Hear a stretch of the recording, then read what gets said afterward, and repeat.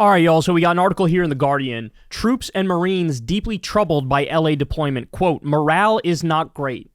So one of the things that we learned is that this was so last minute and done so quickly by Trump that these people weren't set up to get paid. There was no food. There was no water. They were sleeping on the ground. Like, this was, quick, hurry up and do it. Hurry up. And so these troops are like, what the fuck? I'm deploying in my own country? Well, that's kind of weird.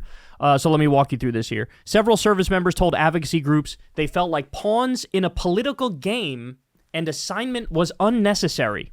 California National Guard troops and Marines deployed to Los Angeles to help restore order after days of protests against the Trump administration have told friends and family members they are deeply unhappy about the assignment and worry their only meaningful role will be as pawns in a political battle they do not want to join. 3 different advocacy organizations representing military families said they had heard from dozens of affected service members who expressed discomfort about being drawn into a domestic policing operation outside their normal field of operations. The groups said they have heard no countervailing opinions. Wow. So understand something, guys. They're not trained for this. This is not what they signed up for. They didn't sign up to invade LA. Right? Like, that's not what you do. When you're signing up for the military, you're not signing up to invade LA or any other city in this country for that matter. Quote, the sentiment across the board right now is that deploying military force against our own communities isn't the kind of national security we signed up for, said Sarah Strader of the Secure Families Initiative, which represents the interests of military spouses, children, and veterans. Families are scared not just for their loved ones' safety, although that's a big concern, but also for what their service is being used to justify. Chris Purdy of the Chamberlain Network, whose stated mission is to mobilize and empower veterans to protect democracy, said he had heard similar things from half a dozen National Guard members. Morale is not great, is the quote I keep hearing. The Marines and the California National Guard did not respond to invitations to comment. Trump has taken the unusual step of ordering 4,000 National Guard members to Los Angeles without the consent of California Governor Gavin Newsom, saying that the city risked being obliterated by violent protesters without them. Earlier this week, he also activated 700 Marines from the 29 Palms base 2 hours drive to the east, describing Los Angeles as a trash heap that was in danger of burning to the ground.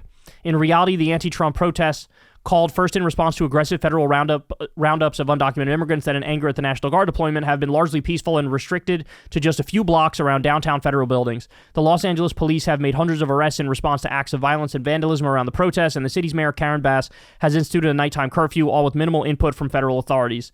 At the largest demonstration since Trump first intervened last Sunday, the National Guard was hemmed into a staging area by Los Angeles police cruisers and played almost no role in crowd control. Since then, its service members have been deployed to guard buildings and federal law enforcement convoys, conducting immigration sweeps. Oh my God, that's the thing. They're now sending them to protect the ICE Gestapo, raiding elementary schools and raiding Home Depots and destroying people's lives. These are innocent people, by the way.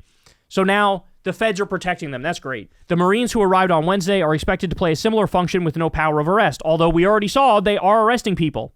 Reuters has the video of somebody getting arrested. Newsom has described the deployments as a provocation, not just an escalation, and accused the White House of mistreating the service members it was activating. A widely circulated photograph, later confirmed as authentic by the Pentagon, showed National Guard members sleeping on a concrete loading dock floor without bedding, and the San Francisco Chronicle reported that the troops arrived with no lodging, insufficient portable toilets, and no funds for food or water. Pay for it yourself, bitch. Pay for it yourself. He doesn't give a fuck. Trump does not give a fuck.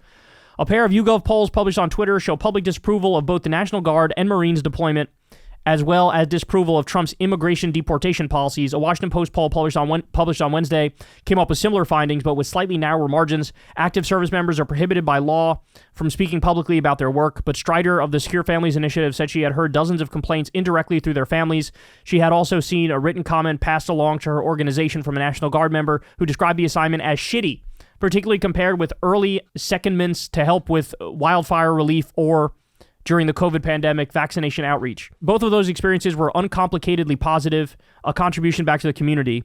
This is quite the opposite. According to Janessa Goldbeck, a Marine Corps veteran who runs the Vet Foundation, the feeling was similar among some troops being sent from 29 Palms. Among all that I spoke with, the feeling was that the Marines are being used as political pawns, and it strains the perception that Marines are apolitical. Some were concerned that the Marines were being set up for failure. The overall perception was the situation was nowhere at the level where Marines were necessary. The advocate said it was important to draw a distinction between the personal, political preferences of service members, many if not most of whom voted for Trump last November, and the higher principle that military personnel should not get involved in politics or politically motivated missions that blur lines of responsibility with civilian agencies. So that's the thing, right? Is like, you're now making it so even people who supported him, Trump, are like, I don't know, man.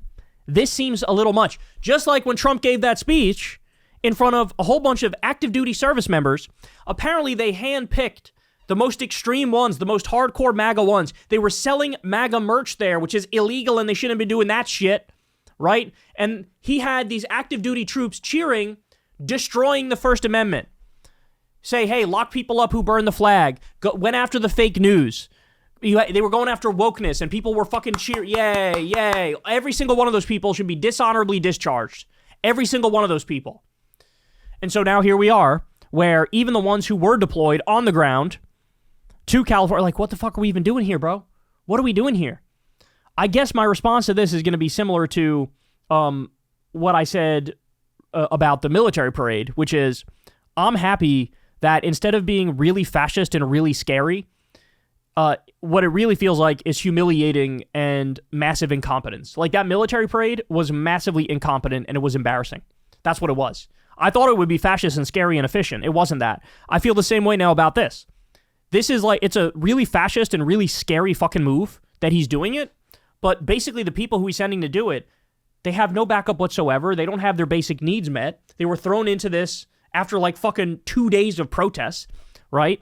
And so even they're like, what the fuck are we doing here? So this is the same thing. It's more incompetence and it's more embarrassing than anything else. That this is what you get, right? We will be lucky if the downfall of this regime is their immense incompetence.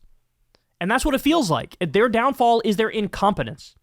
They have all these horrible, villainous ideas, but they don't have the ability to really follow through because they're a bunch of fucking idiots. Like, they don't know how to actually do anything.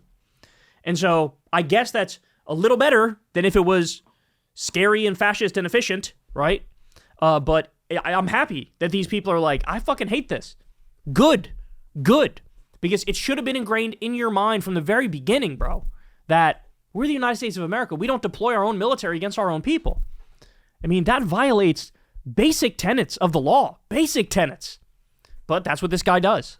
That's what he does. So the Marines are not very happy at the moment. I should also point out, by the way, a U.S. judge rules Trump's National Guard deployment to Los Angeles was illegal. Orders temporary stop. So a lower court decided this, then it went up to a higher court, and the higher court granted a stay on this. So it's still going through the court system. This is one of my issues with the court system. It seems so slow when we need them to act very quickly when it comes to stuff the government is doing. There should honestly be like a fast lane when dealing with the federal government and the executive branch. Like, how can you just, we'll get to that in like 4 months. Like, no, we don't have time for that.